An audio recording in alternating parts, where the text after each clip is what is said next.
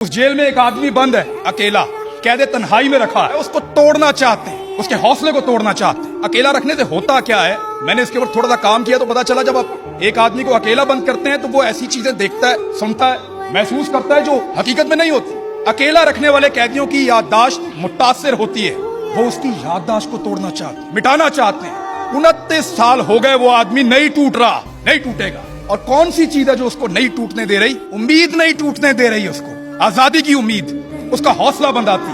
उसे हौसला है कि उसकी सोच को, उसकी बात को, उसके अल्फाज को ये बड़ी बड़ी फसीलें, ये जंजीरें बांध के नहीं रख सकती। उसकी बात आप तक पहुंचेगी, कभी किसी खबर की सूरत में, कभी ये बांग की सूरत में, उसकी बात फिर आप तक पहुंची है।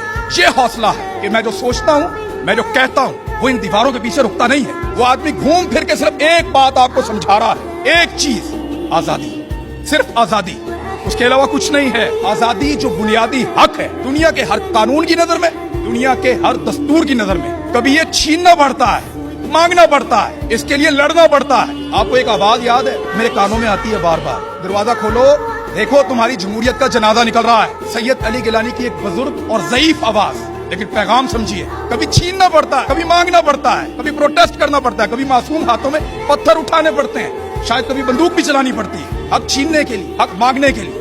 सबका अपना अपना तरीका है, लेकिन सब डटे हुए हैं अपने अपने महाज पे।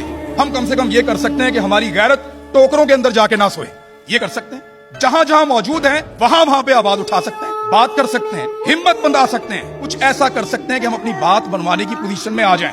लोग लिख रहे हैं, लोग बोल रहे हैं, ये मौका है, उनकी आवाज के साथ आवाज मिलाइए, कोशिश कीजिए। और अल्लाह ताला इंशाल्लाह कभी भी कोशिश करने वालों को या आजादी के लिए लड़ने वालों को नामुराद नहीं करता। हिम्मत करनी पड़ेगी, जान तो कहीं भी जा सकती, छोटी सी हिचकी, फारिग तो किसी मकसद में लगाओ, इस चीज की गारंटी तो नहीं है। हम कर क्या सकते हैं?